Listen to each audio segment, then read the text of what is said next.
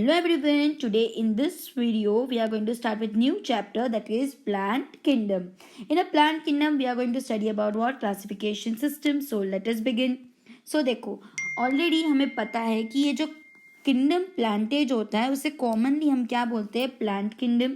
Yes, ये plant kingdom जो है it is divided into how many divisions, 5 divisions. And वो कौन से डिविजन्स हैं, algae, bryophytes, pteridophytes, gymnosperms and angiosperms. अभी इसमें से एंजियोस्पर्म्स जो है वो वेरी वेल डेवलप होता है because they are the only who can give rise to what, flower, right. So angiosperms वाले जो प्लांट उसे हम फ्लावरिंग प्लांट्स भी बोल सकते हैं. ये सारे डिविजन्स को हमें डेप्थ में पढ़ना है, लेकिन हम सारे डिविजन्स को एक एक करके पढ़ेंगे फ्रॉम अ नेक्स्ट वीडियो. आज तो हमें क्लासिफिकेशन सिस्टम देखना है. सो हम देख लेते हैं कि क्लासिफिकेशन सिस्टम स्टार्ट कैसे हुआ एंड क्यों क्लासिफिकेशन सिस्टम स्टार्ट हुआ. सो ये क्लासिफिकेशन सिस्टम है कितने टाइप्स के. There are 3 types of classification system which are given on the basis of what, angiosperm वाले प्लांट्स के ऊपर. ठीक है, मतलब एंजियोस्पर्म के प्लांट्स को अगर तुम कंसिडर करोगे तो उसी पे से ये 3 क्लासिफिकेशन सिस्टम निकले थे. एक था आर्टिफिशियल सिस्टम, एक था नेचुरल सिस्टम एंड तीसरा था phylogenetic system. So let us first start with artificial system. So as I told you we are considering the angiosperm and उसी के हिसाब से हम क्लासिफिकेशन सिस्टम कर रहे हैं.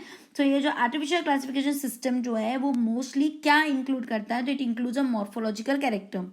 अभी मॉर्फोलॉजिकल कैरेक्टर मतलब कि it is going to include external characters of the plant, right. And वो टोटली किसके ऊपर बेस्ड रहेगा, ऑन अ वेजिटेटिव कैरेक्टर्स. मतलब कि उनका हैबिटेट कैसा है, वो प्लांट का कलर कैसा है, नंबर ऑफ लीव्स कितने प्रेजेंट है, शेप ऑफ लीव्स कैसा है, एंड एंड्रोशियम का स्ट्रक्चर कैसा है. एंड्रोशियम मतलब कि male part of the plant. ठीक है.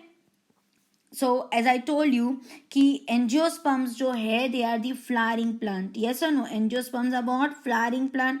एंड फ्लावर जो है उसको हम क्या कंसिडर करते हैं, reproductive part of the plant, right. तो उसमें फीमेल पार्ट भी होगा, मेल पार्ट भी होगा. तो जो मेल पार्ट है उसे हम क्या बोलते हैं, एंड्रोशियम. एंड एंड्रोशियम के स्ट्रक्चर के बेस पे अगर हमें क्लासिफिकेशन करना है तो it was first given by a scientist known as Linnaeus. ठीक है, किसने दिया था, लिनियस ने. ओके. एंड ये जो आर्टिफिशियल क्लासिफिकेशन सिस्टम जो है वो इक्वल वेटेज देता है वेजिटेटिव कैरेक्टर्स को भी एंड सेक्सुअल कैरेक्टरिस्टिक्स को भी.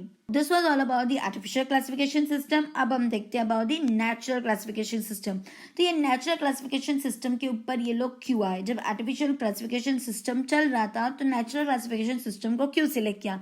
द थिंग वॉज कि जो भी वेजिटेटिव पार्ट्स है, मतलब एक्सटर्नल फीचर्स है, वो एनवायरमेंट से अफेक्ट हो सकते थे. That's the reason scientist thought कि हम आर्टिफिशियल की जगह पे नेचुरल क्लासिफिकेशन सिस्टम से ट्राई करते हैं.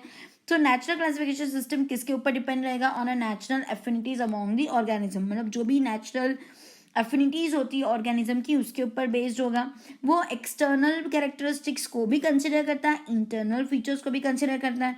अभी इंटरनल फीचर्स में क्या कंसिडर करेगा, तो सेल का स्ट्रक्चर कैसा है, सेल के पास मेम्ब्रेन है या नहीं, उसके पास सेल वॉल है या नहीं, साइटोप्लाज्म कैसा है, न्यूक्लियस कैसा है, उसके कितने ऑर्गेनल्स है, एनाटॉमी मतलब कि पूरे प्लांट के बॉडी के पार्ट्स को हम अच्छे से पढ़ेंगे. एम्ब्रियोलॉजी मतलब कि कैसे रिप्रोडक्टिव सिस्टम से एम्ब्रियो डेवलप हो रहा है. फाइटोकेमिस्ट्री मतलब कि प्लांट्स में ऐसे कौन कौन से केमिकल्स प्रेजेंट है उसे हम क्या बोलते हैं, वो भी डिटेक्ट करते हैं, उसे हम क्या बोलते हैं, फाइटोकेमिस्ट्री. समझा. तो नेचुरल क्लासिफिकेशन सिस्टम में हमने एक्सटर्नल भी कंसिडर किया, इंटरनल भी कंसिडर किया. तो ये दोनों को जब हम यूज कर रहे तब जाके हम नेचुरल क्लासिफिकेशन सिस्टम पे थोड़ा बहुत प्रोग्रेस कर पाए. एंड ये जो क्लासिफिकेशन सिस्टम है मेनली किसके ऊपर डिपेंडेंट है, फ्लावरिंग प्लांट्स पे. तो ये जो क्लासिफिकेशन जो दिया था natural classification system, it was actually first started by George Bentham and Joseph Dalton Hooker. Got it? Fine. So this was all about what, natural classification system. अब हम आए to the phylogenetic relationship और you can say phylogenetic classification system. अभी phylogenetic मतलब कि we are going to see the evolutionary relationship. मतलब ये जो पर्टिकुलर प्लांट है या जो भी ऑर्गेनिज्म है कहाँ से वो इवॉल्व हुआ है, कौन उसका एंसेस्टर है, कैसे डेवलप हुआ है. तो ये सारी चीज़ें हमने फाइलोजेनेटिक क्लासिफिकेशन सिस्टम में पढ़ी and this have help us to classify it very precisely. So इसमें हमने क्या अज्यूम किया कि जो भी ऑर्गेनिज्म अगर सेम टेक्सा में बिलोंग करते हैं तो they are considered as what, they will have a common ancestor. Now दूसरा क्या बोला है कि हम बहुत सारे ऐसे दूसरे सोर्सेज भी यूज़ करते हैं टू गैदर इंफॉर्मेशन, ताकि जो भी क्लासिफिकेशन सिस्टम में जो डिफ़िकल्टीज होती है क्लासीफाई करने की, वो हम क्या कर पाए, रिजॉल्व कर पाए। प्लस ये सबसे इम्पॉर्टेंट कब हो जाता है, जब कोई भी ऑर्गेनिज्म का सपोर्टिंग फॉसिल एविडेंस नहीं मिलता है। जब फॉसिल एविडेंस मिलेगा नहीं तो तुम उसे क्लासीफाई कैसे करोगे, तो वो टाइम पे ये फाइलोजेनेटिक रिलेशनशिप वाला या क्लासिफिकेशन जो है वो बहुत यूज होता है एंड बहुत फायदेकारक हो जाता है। ठीक है, अब ये जो एज आई टोल्ड यू कि हम अदर सोर्सेज भी यूज कर सकते हैं, ऐसे कौन से अदर सोर्सेज यूज करेंगे to get a information. So there are some taxonomy that we are going to use. So see the first taxonomy is what, numerical taxonomy. अभी न्यूमेरिकल टेक्सोनॉमी ना ये अब आजकल बहुत यूज होता है, बिकॉज इसमें हम क्या करते हैं, कंप्यूटर्स का यूज करते हैं, इट बिकम्स क्वाइट ईजी। सो जो भी कैरेक्टर्स हम सिलेक्ट करते हैं, मतलब कि हमने जो भी प्लांट के कैरेक्टर्स देखे होंगे, वो सारे कैरेक्टर्स को हम क्या कर देते हैं, उनको एक नंबर प्रोवाइड कर देते हैं। ठीक है, एंड उनको एक कोड दे देते हैं। ठीक है, सो जो भी कैरेक्टर होगा उसको नंबर दे देंगे एंड कोड दे देंगे, एंड उसी के बेसिस पे हम कंप्यूटर में उसका डेटा डाल के उसको प्रोसेस करते हैं। तो इससे क्या होता है कि जितने भी कैरेक्टर्स हैं उनको हम इक्वली ट्रीट करते हैं, एंड सेम टाइम पे हम 100 या 1000 कैरेक्टर्स को भी एक साथ कंसिडर कर सकते हैं एंड हम उसे क्लासीफाई कर सकते हैं। तो this is all about what, numerical taxonomy. अब बात आती है second taxonomy, that is cytotaxonomy. तो साइटोटेक्सोनॉमी मतलब साइटो मतलब ही सेल होता है, तो सेल के बारे में हम देखेंगे ना।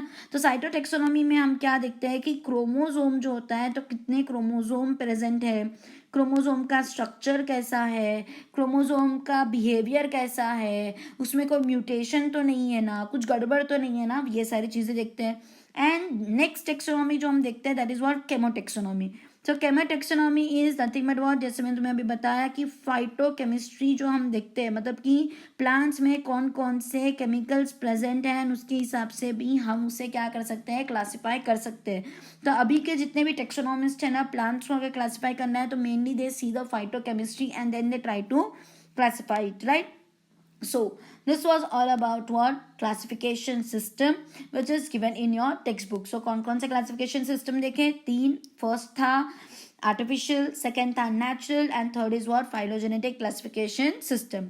एंड सबसे ज़्यादा प्रिसाइज कौन सा है, यही फाइलोजेनेटिक क्लासिफिकेशन सिस्टम, जो अभी भी हम यूज़ करते हैं एंड उसी से हमें बेटर रिजल्ट्स एंड कंपेरिजन मिलते हैं। Okay, so in the next video we'll start with the divisions of kingdom plantae, and उसमें भी सबसे पहला जो डिवीजन हम देखने वाले हैं वो कौन सा है, algae। and you can see algae is further divided into 3 subdivisions, that is chlorophyceae, Phaeophyceae and Rhodophyceae।